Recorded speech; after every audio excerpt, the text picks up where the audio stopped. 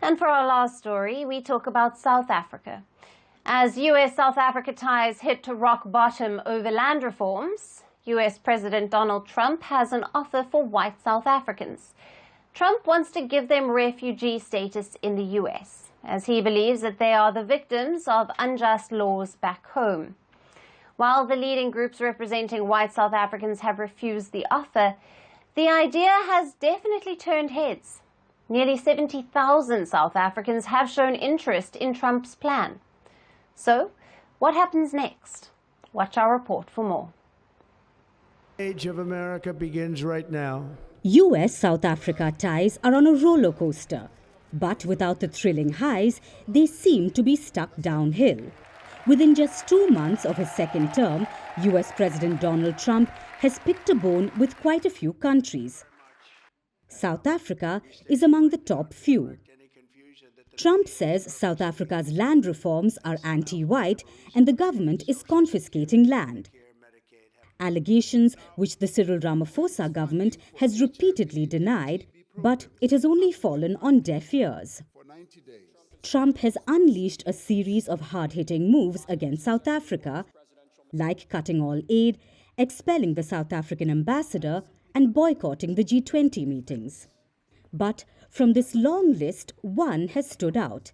It's the refugee status for white South Africans, because Trump sees the minority white South Africans with almost 70% of land as victims of racial laws. He has offered them a refugee status in the United States. While the decision caught most people off guard, it seems to have garnered some attention as well. Almost 70,000 South Africans have expressed interest in moving to the United States following Washington's offer. This is as per the South African Chamber of Commerce in the USA, a group representing South African business people living in the United States.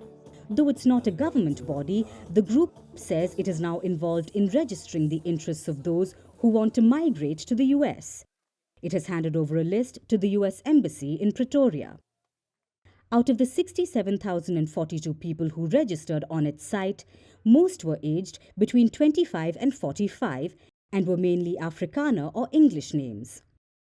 The white population in South Africa is primarily Afrikaans-speaking, descended from Dutch settlers or English-speaking South Africans with British ancestry.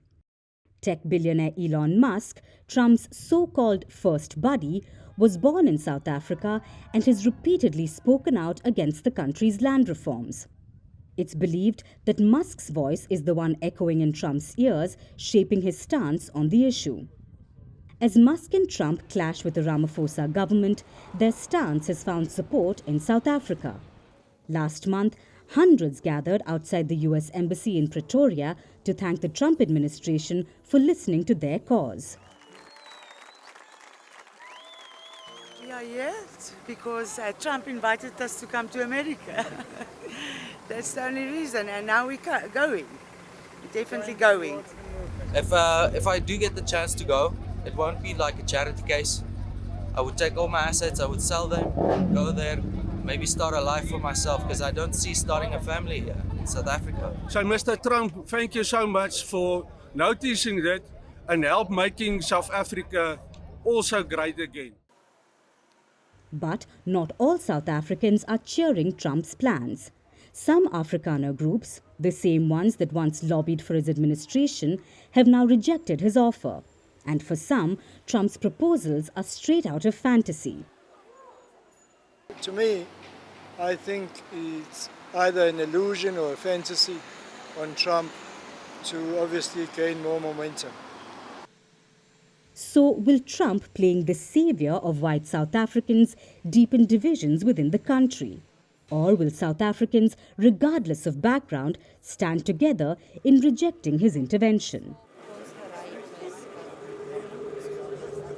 Good afternoon, Prime Minister Alyson. Good afternoon. Making headlines in India well before you landed here. New Delhi has raised concerns in the recent past vis-a-vis the Khalistani separatists that operate in New Zealand. How do you propose to address these concerns? In our democracy, we believe in the freedom of speech. Organizations like the Al-Qaeda or ISIS were to hold a referendum in New Zealand, something related to one of your Western partners. Would you say the same? We have very well-defined laws in our democracy. No specific conversation on Khalistan on this visit. It was raised with me. I also raised back our position. Are you willing to be open to these concerns from New Delhi? As I keep coming back to you to say, we have strong laws in our system.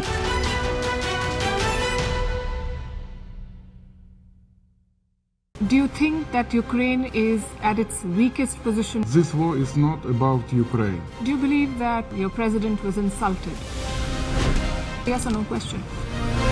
Is Ukraine prepared to pay the price for that peace? No compromises at the cost of territorial integrity and sovereignty. Diplomacy will work? Yes, Do you think will. Russia will give up the territory if there is no ceasefire? Do you propose to keep fighting? We are ready to resist. Do you think there will be peace? Many countries gave us 3 days. President Trump said you don't have any cards. We do not have another choice. How do you keep fighting? You are asking me once again the same question. Because you've not answered my question. We have enough capacities to keep fighting.